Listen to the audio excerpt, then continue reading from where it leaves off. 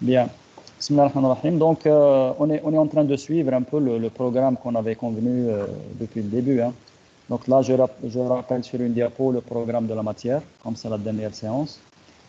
Bon, bah, je reviendrai un peu concernant l'examen.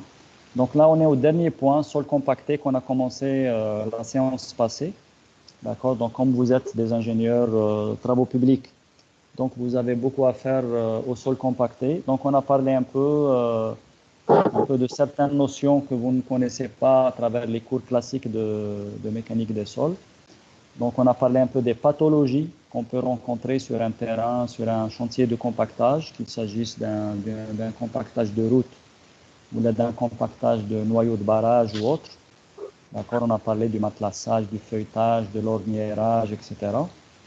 Et on a essayé d'expliquer ces pathologies au niveau de la microstructure.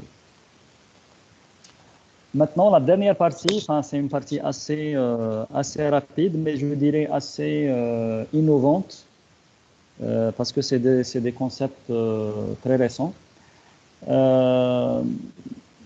Donc là, si vous voyez mon écran, donc la diapo, je représente les courbes de compactage classiques. Hein. Donc poids volumique sec, c'est-à-dire gamma D, en fonction de la teneur en eau. D'accord? Gamma D, teneur en eau. Est-ce que vous voyez ma diapo, les courbes de compactage? Oui, monsieur.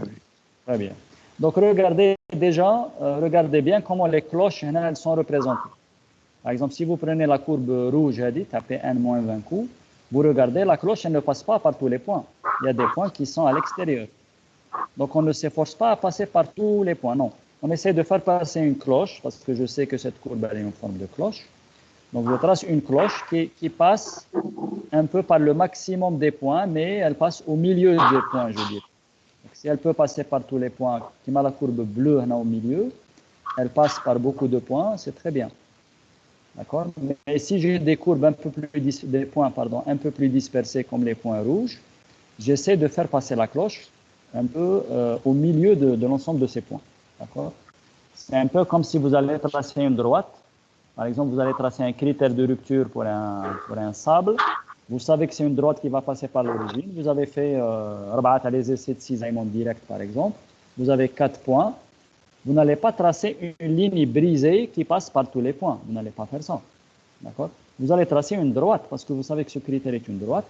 Et vous essayez de passer cette droite par un maximum de points ou bien au milieu des points. C'est-à-dire cette droite peut ne passer par aucun point, mais tous les points vont se situer de part et d'autre de cette droite.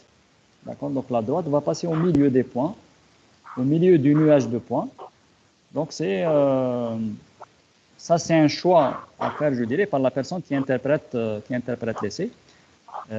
Toi, Balak, tu vas passer une droite inclinée d'un angle phi égal à 30 degrés. L'autre, il va la faire passer d'un angle incliné de 33 degrés. Bon, ce n'est pas une science exacte.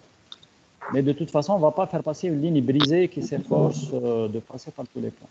Donc, c'est la même chose pour une courbe de compactage. C'est une cloche qui passe par un maximum de points ou bien qui passe au milieu du nuage de points, comme on le voit donc pour ces 3 courbes-là. Bon, ça, c'est un détail de représentation expérimentale.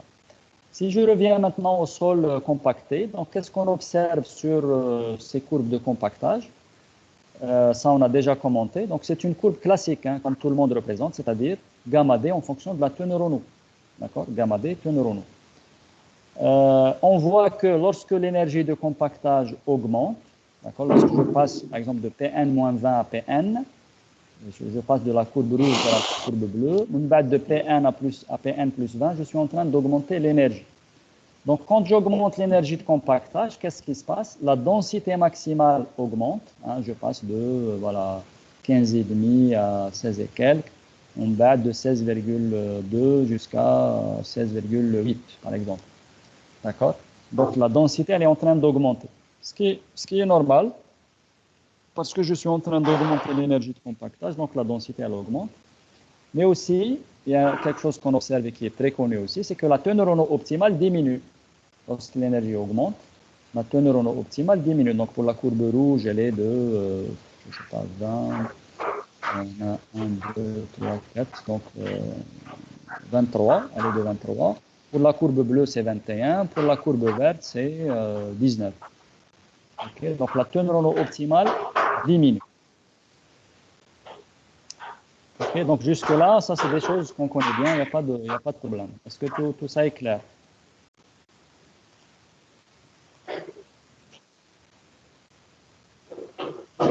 Il y a une واحد راه activé et ça fait du bruit. Ah, Voilà. Allez. Ok.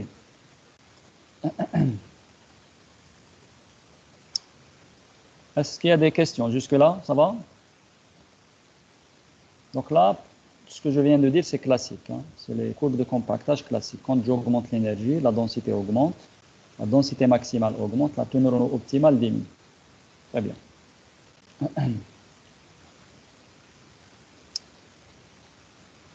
Maintenant, je vais passer à la représentation des courbes, comme je l'ai demandé dans l'exercice. Densité, poids volumique sec, comme ici, mais pas en fonction de la teneur en eau, mais en fonction du degré de saturation.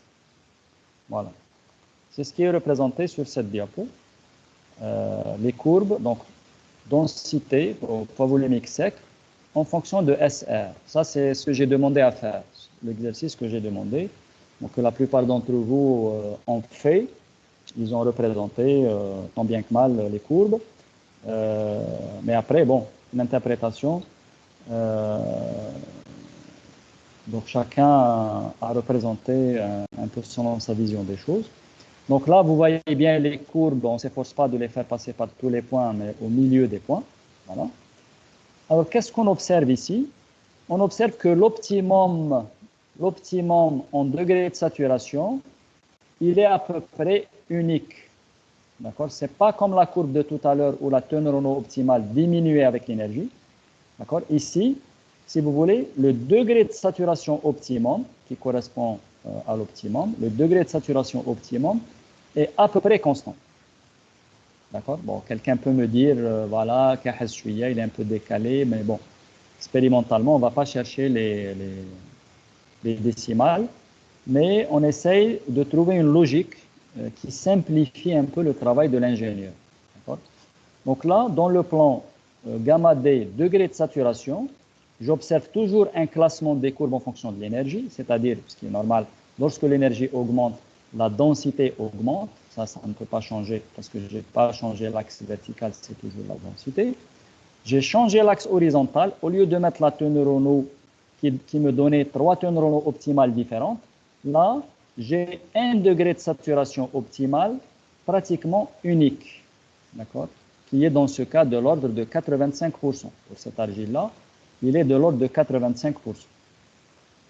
Bon, pour d'autres matériaux, on a vu que ça ne change pas beaucoup. Le degré de saturation optimale, il ne change pas beaucoup. Si tu changes de matériau, ça va jouer entre 80 et 85%.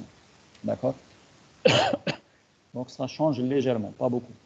Mais pour cette argile-là, c'est quelque chose comme 85% du degré de saturation.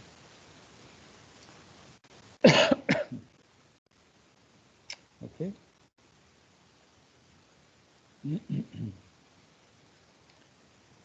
S'il vous plaît, monsieur, c'est Oui. dû à quoi c'est dû à quoi زعما هاد SR constant pour les différentes énergies c'est زعما واسمو هي la cause باش تبقى constant alors que la teneur en eau le premier exemple c'est différent. Ça, c'est une question très difficile. Hein. Je ne sais pas si je suis capable de te répondre à une telle question. C'est une question complexe. Hein. Pourquoi en teneur en eau, on a différentes teneurs en eau optimales? Et pourquoi en degré de saturation, c'est à peu près la même chose? C'est une question difficile. Certainement, il faut descendre au niveau de la microstructure pour trouver une réponse à une telle question. En plus, ça, comment dirais-je? C'est une représentation très récente, hein, en degré de saturation. Ça, c'est tout à fait récent. Je vais y revenir tout à l'heure. Mais je peux te donner pas une réponse complète, mais peut-être une réflexion. Je peux te donner éventuellement une réflexion ou là des éléments de réponse. C'est que cet optimum-là qui correspond à la densité maximale, c'est-à-dire qu'est-ce qui fait que c'est à ce niveau-là qu'on a une densité maximale. On peut se poser la même question même au niveau de la teneur en eau. Pourquoi au niveau de cette teneur en eau en particulier, nous avons une densité maximale? D'accord? Pourquoi lorsque la teneur en eau est un peu plus faible, la densité diminue? Lorsque la teneur en eau est un peu plus forte, la densité diminue aussi. On est en train de tourner autour des mêmes questions. D'accord? C'est qu'au niveau de cette teneur en eau optimale, c'est là où l'énergie est la mieux optimisée. D'accord? La consommation de l'énergie qui va servir au compactage, c'est à ce niveau-là qu'elle est la plus optimisée. Parce que si j'augmente un peu d'eau, je vais perdre une partie de l'énergie sera perdue dans l'eau parce que le sol sera gorgé d'eau. Et quand tu donnes des coups, cette énergie ou ces chocs sont absorbés en partie par l'eau. Donc, ça ne permet pas de densifier le squelette granulaire. OK? Ça, c'est côté humide.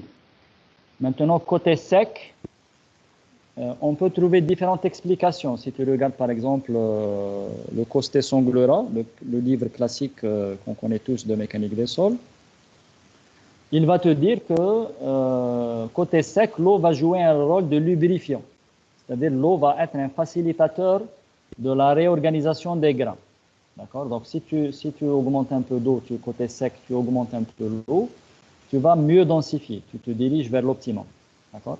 Donc, c'est une quantité d'eau optimale qui va te donner cette densité maximale. Mais cette quantité d'eau, si tu la mesures en poids, le poids de l'eau, tu vas avoir différentes quantités, différentes teneurs en eau. Mais si tu la mesures en volume, c'est-à-dire en rapport entre le volume d'eau et le volume des vides, tu vas tomber à peu près sur la même chose parce que justement, c'est quand il y a un pourcentage de vide, je dirais, bien particulier, un pourcentage d'air bien particulier par rapport à la quantité d'eau qui existe, c'est là qu'on optimise le mieux l'énergie. D'accord? Donc, d'un point de vue volume, c'est la même chose. C'est un degré de saturation unique. Mais un degré de saturation unique ne correspond pas nécessairement à des teneurs en eau qui sont les mêmes. Parce que la teneur en eau, c'est un poids de l'eau, il est rapporté au poids des grains solides. D'accord? Donc, comme la quantité d'eau est différente, nécessairement la teneur en eau est différente. Mais si la quantité d'eau est différente, on n'a pas nécessairement des degrés de saturation différents.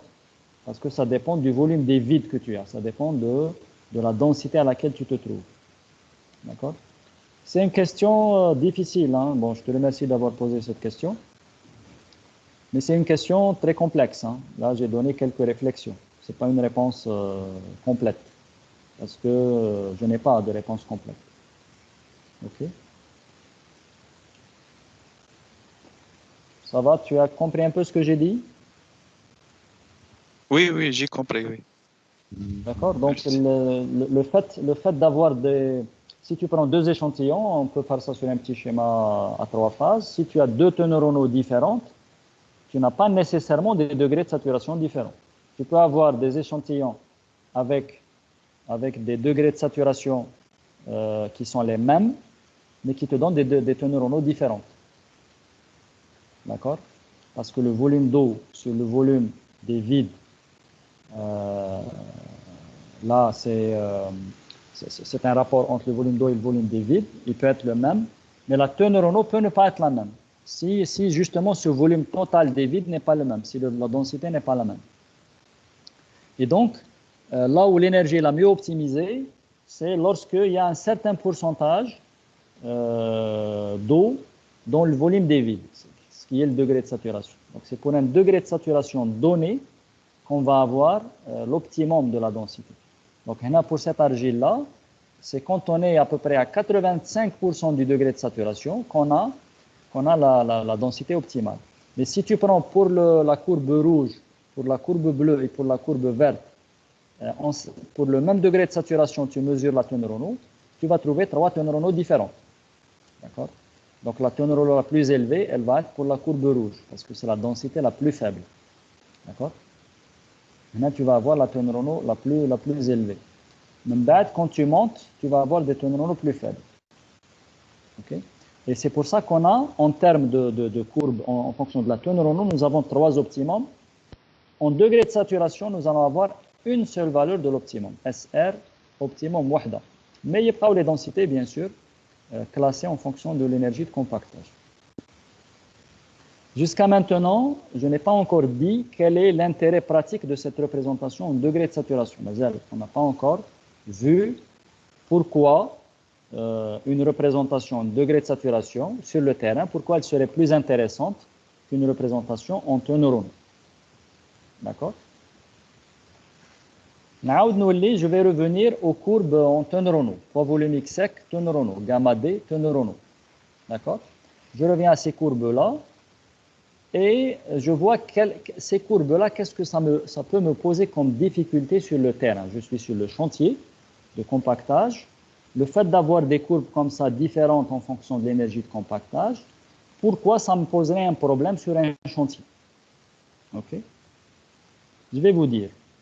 Donc là, si je suis sur un terrain, sur un chantier de route par exemple, d'accord, sur un chantier de route, j'ai ici 3 courbes de compactage en fonction de l'énergie de compactage.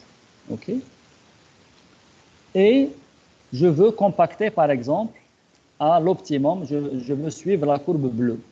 Je vais compacter à l'optimum Proctor normal. Ok. Et je vais avoir cette densité de 16, là 16, 1, 2, 3, 4, 5, 16,2. 16,2 kN par mètre cube. Ok. Donc, je vais compacter à quelle teneur en eau? Je vais compacter à la teneur en eau de 21%. D'accord? L'optimum maintenant, c'est 21%. Donc, je vais mettre de l'eau sur la couche de chaussée, de telle façon à avoir 21%. D'accord?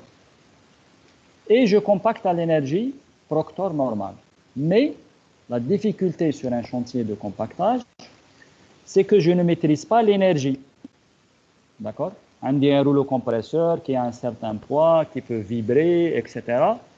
Je ne suis jamais sûr de l'énergie qui va être produite par mon rouleau compresseur. Bien sûr, je sais la déterminer, car voilà, avec ce rouleau compresseur qui a tel poids, etc., il faut que je fasse, par exemple, 15 passes de rouleau compresseur pour avoir l'énergie Proctor normale. Mais ça, je ne le saurai jamais avec précision. C'est-à-dire que l'énergie de compactage sur le terrain, c'est un paramètre qui est difficile à maîtriser. D'accord? Donc, le fait d'avoir des courbes qui ne sont pas les mêmes en fonction de l'énergie de compactage, ça me pose un problème sur le terrain, parce que si j'applique une teneur en eau de 21%, c'est vrai que si j'applique l'énergie Proctor normale avec précision, je vais avoir une telle densité. Mais si j'applique une énergie différente, je vais me retrouver sur une autre courbe et donc je vais avoir une densité différente que la densité que je recherche. D'accord? Le fait d'avoir des courbes classées en fonction de l'énergie, ça me pose un problème sur le chantier. Pourquoi? Parce que je ne maîtrise pas l'énergie de compactage sur un chantier. Ça. Maintenant, je repasse à mes courbes en fonction du degré de saturation. Andi les courbes en fonction gamma D en fonction de SR. J'ai réglé le problème de l'optimum parce que je n'ai plus 3 teneurs en eau différentes. J'ai un seul degré de saturation optimal, mais je n'ai pas réglé le problème de l'énergie de compactage. Pourquoi? Parce que j'ai toujours 3 courbes classées en fonction de l'énergie. Donc, si sur le terrain, je ne sais pas exactement quelle est l'énergie de compactage, je ne sais pas quelle est la courbe que je vais utiliser pour cibler la densité. D'accord? Donc, le problème n'est pas entièrement réglé. Mais la réflexion va aller encore beaucoup plus loin. Si on représente cette courbe non pas en fonction de gamma D en fonction de SR, mais en fonction de gamma D divisé par gamma D maximum en fonction de SR moins SR optimum. Ça, c'est le dernier exercice que j'avais donné, mais j'ai dit que c'était facultatif. je savais que le temps ne permettait pas d'aller plus loin. Donc il y a un binôme qui l'a fait, que je remercie. Ils l'ont d'ailleurs bien fait.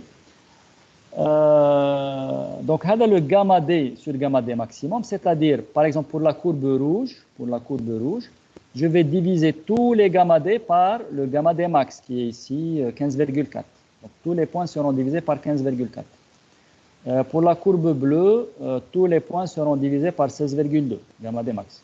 Pour la courbe verte, tous les points seront divisés par 16,8. D'accord? Donc là, sur cet axe-là, je vais avoir gamma D divisé par gamma D maximum, qu'on appelle d'ailleurs le degré de compactabilité. D'accord? Le degré de compactabilité, ou là, le degré de compactage, si vous voulez simplifier. Au l'abscisse, on va mettre SR moins SR optimum, c'est-à-dire SR moins 85. Dans tous les points, je vais faire SR moins 85. Ce que j'ai trouvé, SR optimum 85%. Alors, si je fais cette représentation comme ça, je vais obtenir la diapo suivante. Donc là, est-ce que c'est arrivé chez vous? La nouvelle diapo, courbe de compactage unifiée. Oui, oui. Voilà. Donc, si je représente gamma D divisé par gamma D maximum en fonction de SR moins SR optimum, là, c'est ça la nouveauté. Je vais avoir une courbe unique, wahda, une seule courbe. Je ne vais plus avoir des courbes qui sont classées en fonction de l'énergie, mais je vais avoir une seule courbe, et c'est là l'intérêt pratique sur le terrain, parce que quelle que soit l'énergie que je vais produire sur le terrain, je peux utiliser cette courbe-là. D'accord? Donc sur le terrain, je ne vais plus poser la question quelle est l'énergie que tu es en train de développer. Bon, bien sûr, je sais a priori quelle énergie je développe parce que je suis autour d'un proctor normal, autour d'un proctor modifié. Mais les erreurs que je vais faire sur l'énergie ne vont pas m'affecter parce que je vais utiliser une courbe unifiée, d'accord? Et si je connais SR optimum de ce matériau-là, si je le connais avec précision, donc je peux si je connais par exemple le degré de saturation sur le terrain, si je mesure le degré de saturation, je peux savoir quelle est la densité que je vais avoir. Directement, je vais savoir quelle est la densité que je vais avoir sans connaître l'énergie de compactage. Et c'est ça l'originalité de cette démarche en fonction du degré de saturation. D'accord? Donc en fait, cette courbe unifiée, on peut même aller plus loin. Cette courbe unifiée, on peut montrer qu'elle est quasiment unique, quelle que soit la nature même du matériau. Même si tu changes de matériau, et ça c'est assez extraordinaire, même si tu changes la nature du matériau, cette courbe ne va pas changer. Ou là, on va dire, ne va pas beaucoup changer. Et pratiquement, on a une seule courbe. Donc regardez bien que toutes les courbes de compactage qu'on avait l'habitude de manipuler qui changent en fonction du matériau, qui changent en fonction de l'énergie de compactage, avec une telle représentation, DC en fonction de SR moins SR optimum, on va retomber sur une courbe quasiment unifiée. 1, quelle que soit l'énergie de compactage. 2, quelle que soit la nature du matériau. D'accord? Bon, avec la nature du matériau, on peut avoir une légère variabilité parce que le SR optimum, il peut varier de quelques pourcents d'un matériau à l'autre. Mais grosso modo, on va avoir une courbe unique. D'accord? Et si la question de la non-maîtrise de l'énergie de compactage sur un chantier est importante, il y a aussi la nature du matériau, parce que si on construit un barrage, par exemple, on a besoin de centaines de tonnes de matériaux pour faire le noyau, par exemple. Pour la route, c'est la même chose. C'est encore plus pour une route qui est un ouvrage linéaire. On peut avoir une variabilité sur la nature du matériau. Aujourd'hui, j'utilise tel gisement. Demain, je suis 5 km plus loin, le gisement a changé. Donc, si le gisement change, ma courbe unifiée, elle, ne change pratiquement pas. D'accord? Elle ne change pratiquement pas. Et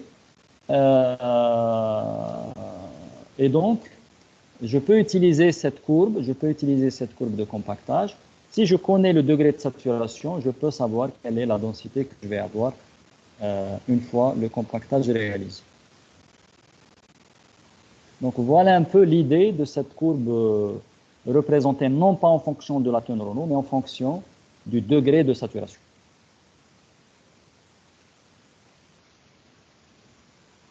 OK? Est-ce que c'est clair cette idée?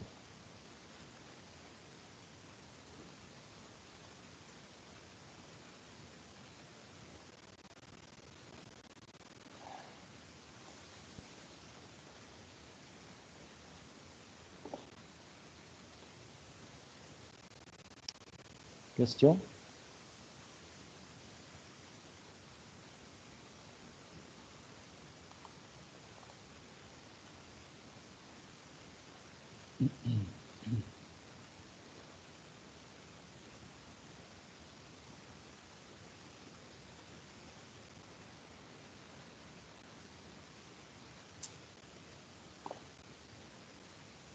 Donc la courbe, elle marche dans les deux sens, hein. C'est-à-dire si j'ai un degré de saturation, je sais quelle est la densité que je vais avoir. Maintenant, si je veux avoir une densité cible, d'accord, je peux savoir aussi quel est le degré de saturation que je dois cibler. D'accord? Quel est le degré de saturation que je dois cibler. Et du coup, je sais quelle est la teneur en eau que je dois cibler. Et rien n'empêche de régler parce qu'il y a un degré de saturation pour une densité donnée. Je dis bien pour une densité donnée. Un degré de saturation correspond à une teneur en eau donnée.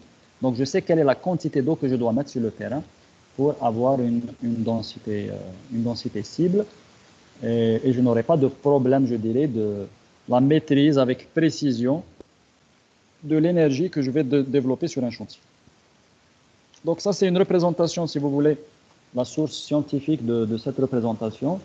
Elle a été développée il y a quelques années, d'abord par des Japonais en 2015. D'accord? Donc il y a un article de 2015 d'un chercheur qui s'appelle Tatsuoka. Après, ça a été amélioré ensuite en 2018. Donc c'est tout à fait, c'est une science tout à fait récente, d'accord, qui est en train de prendre place. Mais j'ai trouvé ça très intéressant. Je me suis dit qu'on pouvait en parler dans un cours de géotechnique avancée. Je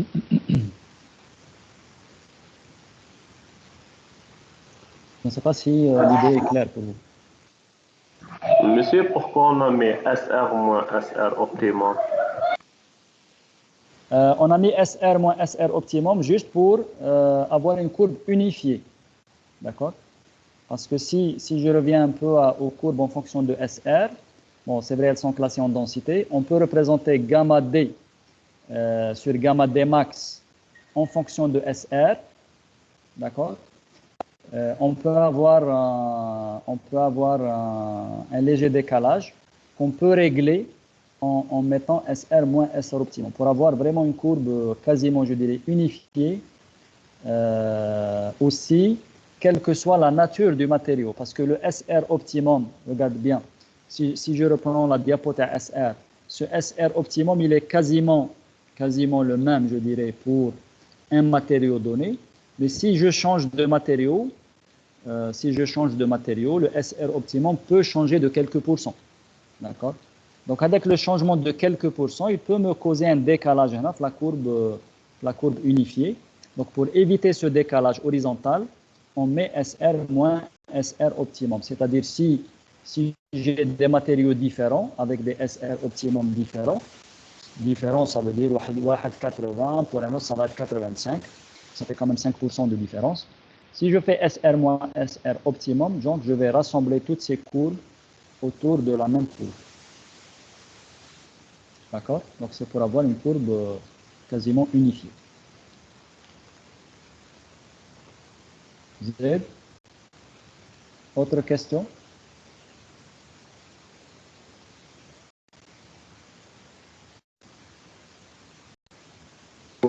On est toujours obligé de faire Proctor normal, plus 20 coups et moins 20 coups, toujours.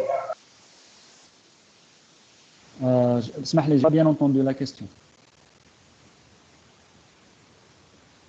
Sur le Proctor normal, celui-là, est-ce qu'on est toujours de faire plus 20 coups et moins 20 coups? Toujours on doit les mettre? Non, non, non, pas du tout. Non, non. Tu as bien fait de poser cette question. Non, on n'est pas obligé de faire moins 20 coups et plus 20 coups. Non. Là, ça, c'est un travail qui a ciblé trois énergies différentes. Donc, les énergies différentes qui ont été choisies, c'est Proctor normal moins 20, Proctor normal plus 20 coups. Mais la même étude, on peut la faire, par exemple, sur un Proctor, voilà, je vais prendre Proctor normal, Proctor modifié, et Proctor modifié plus 30 coups. Je vais avoir trois énergies différentes. Donc, quelles que soient les énergies différentes que je vais utiliser, les conclusions seront les mêmes. D'accord? Là, c'est un exemple qui a été choisi pour une recherche. Mais on peut très bien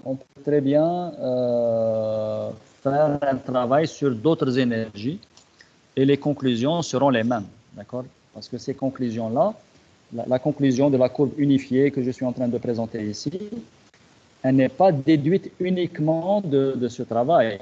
D'ailleurs, ça, c'est un travail qui a été fait sur l'argile Tana du barrage de Bograra, qui a été fait au niveau de notre laboratoire, dans le cadre de la thèse de doctorat de Mademoiselle Ashgar. Mais il y a énormément de travaux expérimentaux qui ont été rassemblés, notamment par les Japonais, sur des matériaux différents, avec des énergies différentes, etc., etc., pour arriver à ce type de conclusion. Donc, on ne va pas conclure, on ne va pas arriver à une telle conclusion générale juste avec trois énergies différentes, ou là sur un seul matériau, ou là sur deux matériaux. Là, c'est une question de méthodologie de recherche. Quand on tire une conclusion, il faut qu'il y ait une gamme importante de matériaux, des matériaux différents. Il ne faut pas que les matériaux soient les mêmes ou semblables, des matériaux différents avec des plasticités différentes, etc., pour pouvoir arriver à une conclusion comme ça. C'est un peu comme les corrélations. On ne peut pas écrire une corrélation en se basant sur 3 ou 4 résultats expérimentaux, sur 4 matériaux. Non. On le fait quand on a des résultats expérimentaux sur 50, 60, 70 matériaux différents. À partir de là, on peut écrire des corrélations, on peut tirer des conclusions générales. D'accord? Donc, ça ne concerne pas spécialement ces énergies, c'est juste un exemple. Autre question? Et monsieur, le Proctor modifié, où est le différent de la Proctor normal? L'énergie n'est pas la même. D'accord? L'énergie n'est pas la même. Si tu prends un Proctor modifié, l'énergie est toujours plus grande que le Proctor normal. D'accord? Si tu regardes le tableau, attends, est-ce que j'ai un tableau ici sous les yeux? Si tu regardes les tableaux qui donnent les énergies de compactage avec les différents moules, avec le nombre de coups, etc. Donc, ce n'est pas la même chose. Un Proctor modifié, c'est une énergie toujours supérieure au Proctor normal. Est-ce que j'ai ici... attends. Je ne sais pas si j'ai ici sous les yeux un tableau.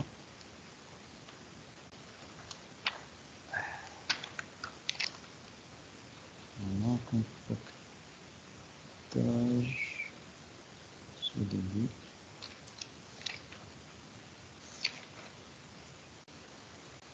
Voilà. Voilà, par exemple,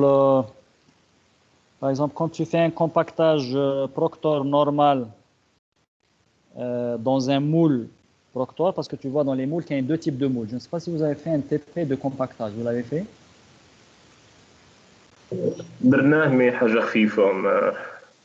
D'accord. Donc, si vous avez remarqué, les moules de compactage, il y a deux types de moules. Il y a le moule Proctor, d'accord, ou il y a le moule CBR. Le moule CBR qui a un diamètre plus grand, qui est un moule CBR.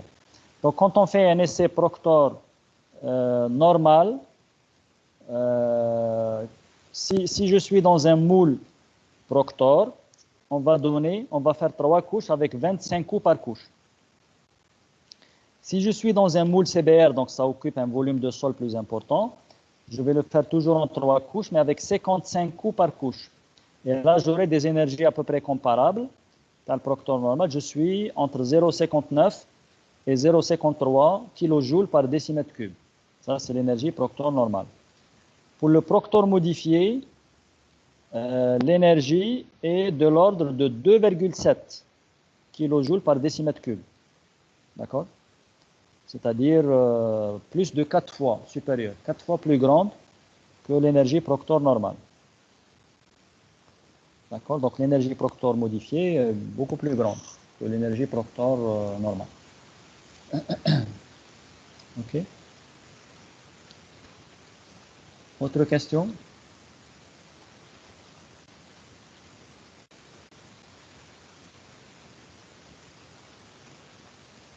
Monsieur, كي نكون احنا sur chantier ونديو ان échantillon laboratoire باش اسكو حنا اوبليجيو عليهم باش يديروا لنا بروتون موديفي ولا بروتون نورمال ولا Oui, oui, c'est l'ingénieur qui va commander, je dirais, les essais dont il a besoin. D'accord? Donc, là, par exemple, si tu regardes les essais qui se font dans le... Alors, il y a un moule صغير, moule Proctor et un moule CBR, le moule qui est plus grand. Donc, ça, c'est en relation avec la granulométrie du sol, d'accord? Avec les dimensions des particules.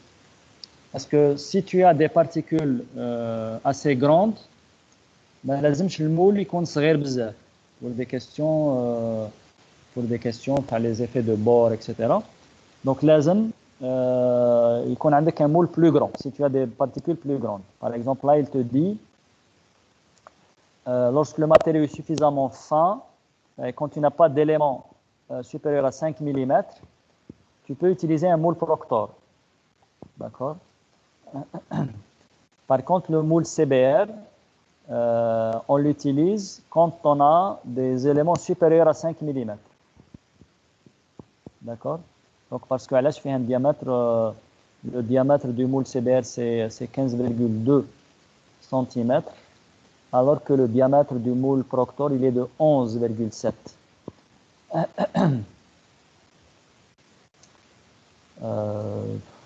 Oui. Après, donc, c'est d'abord une question de dimension de particules pour les dimensions du moule. Voilà.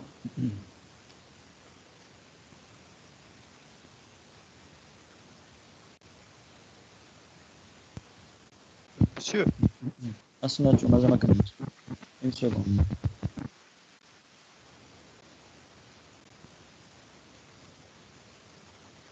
Donc là, il te dit, par exemple, si sur le terrain, tu vas développer des énergies modérées, d'accord, des énergies relativement faibles, là, tu vas utiliser l'énergie Proctor. Tu demandes un essai Proctor normal. D'accord? Donc, les études de remblai en terre, quand tu vas mettre un remblai compacté in situ, etc. Ça, c'est l'essai Proctor normal. Par contre, si tu vas utiliser des engins plus importants qui vont développer des énergies plus grandes, bah, tu vas commander des Proctors modifiés, et c'est le cas surtout pour les routes, les pistes d'aérodrome, etc. Donc là, les engins sur le terrain vont développer des énergies plus grandes. Donc, ce que tu vas faire au laboratoire, tu vas faire des essais avec une énergie plus grande. Donc, tu vas faire un Proctor modifié. D'accord? Donc, c'est en fonction de l'énergie que tu vas développer sur le terrain. Bien sûr, l'énergie que tu vas développer sur le terrain va dépendre aussi de l'importance de l'ouvrage que tu vas réaliser. D'accord? Si c'est juste des remblais que tu vas mettre en place, je ne sais pas quel type de remblais, par exemple des remblais derrière des ouvrages de soutènement ou des remblais de préchargement, là tu ne vas pas développer des énergies importantes. Mais si tu vas construire une route ou là, une autoroute ou là, une piste d'aérodrome, les énergies que tu vas développer sur le terrain sont importantes, et donc à partir de là, tu vas faire au laboratoire un Proctor modifié. Mais que ce soit le Proctor normal ou le Proctor modifié, tu peux le faire soit dans un petit moule, soit dans un moule plus grand. D'accord? Et ça dépend de la granulométrie du sol que tu vas utiliser. Donc, avec les particules, toutes les particules inférieures à 5 mm, tu es dans le petit moule. Si tu as des particules supérieures à 5 mm, tu dois passer au moule qui est plus grand. Donc, c'est un peu ça les grandes lignes pour choisir le moule et l'énergie. Oui, tu voulais dire autre chose?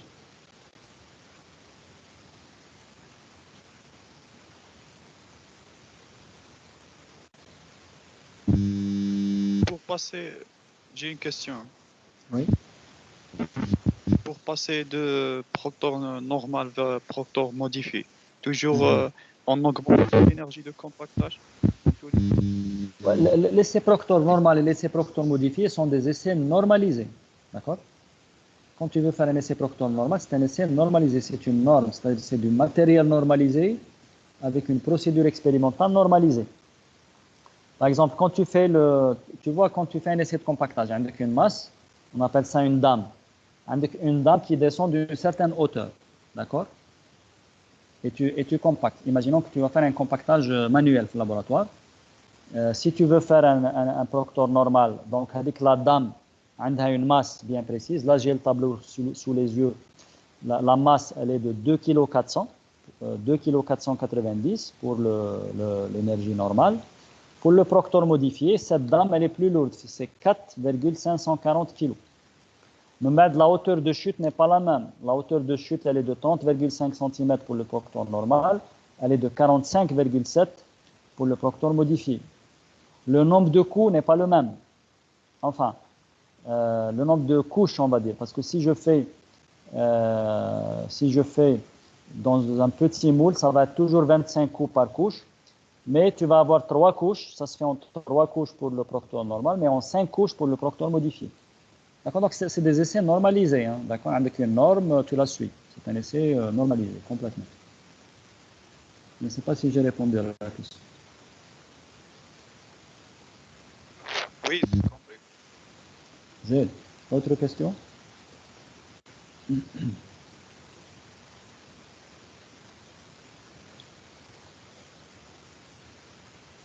Est-ce qu'il y a d'autres questions?